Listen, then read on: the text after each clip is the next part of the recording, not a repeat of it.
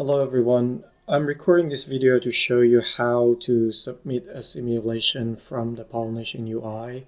In this case, I'm going to run an energy simulation, but you can follow the same workflow, the same steps to submit a daylight simulation or a comfort simulation.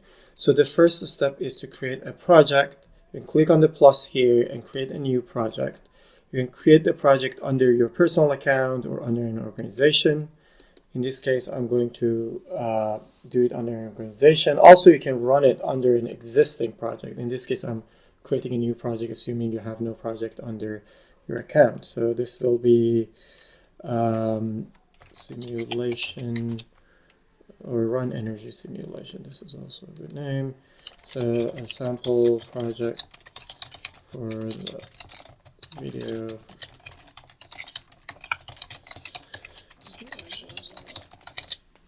Okay, you can have the project to be public or private. For personal projects, you can only keep it public. For organizations, you can create private ones. I create this one as a public project so everyone can access and see the inputs and outputs. Once I create the project, there are two steps here that I need to do. One is to provide the input files for simulation. In this case, I'm going to upload the weather files directly. So I drag and drop it here, so I get the DDY file and EPW file here. I can even preview the content of the file. And I'm going to upload the model when running the simulation, just to show different options that you have. So these are the input files.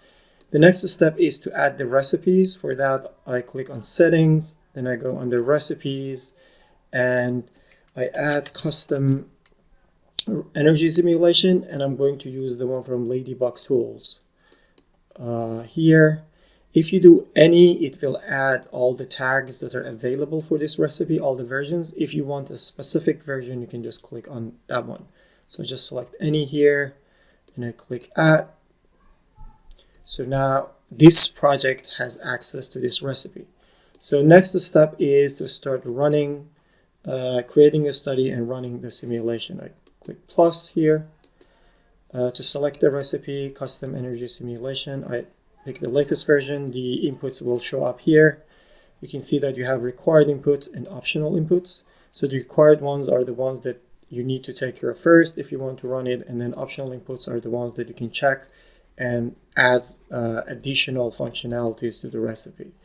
So here for study description is submit simulation from the web interface. Okay, I have that. And custom energy study, I can name this like two rooms energy simulation sample for the name. This name and description are important for you to be able to identify what is what later. So now for DDY file, I just uploaded on cloud, so I just keep this on cloud, and then I click here. I have two files here, so I can find it right away. If I didn't, I could just do a search here to find it. So this is one. I do the same for EPW. Now for model, I don't have the model uploaded under files. What I can do, I can upload it clicking on upload. The UI lets you browse, and I browse locally, and this is the model that I want to simulate. So this is an HPJSON file, but as you can see, it can be HPJSON, OSM, or IDF. So you can always click on this I to see what is this input and click for it to go. So now I can click here, and this will create the study. So the study is submitted. It will go to the page that starts the simulation.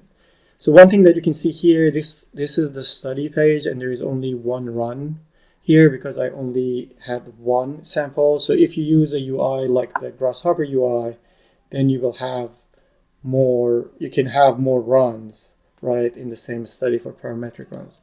So now the simulation started. I can see all the inputs here. The outputs will be added here as soon as the simulation is done, or as soon as they're available.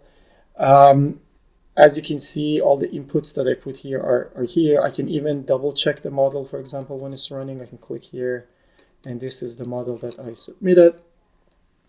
I can close it, go back here. So the simulation is already done. It was a small one, but now you can see all the outputs. So there is an error file here that I can check. There is an HTML report that I can download, the IDF file that is generated for this simulation, and I can also, download the SQL or this CSV file. If you want to see all the files that are generated, so these are only the outputs that the recipe exposes. If you want to see all the files, then you can click on this folder here, and this takes you to the workspace for that simulation.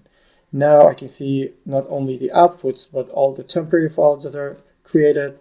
So for this example, for example, there is an OSM file that gets generated, and there is an HB.json file and result folder. So if I want to access the OSM file, here is the OSM file that is generated during the process. So again, quickly, what you need to do, create a new project. Then under that project, you can create a new study. Once you create a study, select the recipe and run the simulation, then the simulation always will be there. When you click on the card, if it's only one simulation, you will go to that page for that run, outputs, inputs, and you can click on here to go to the workspace.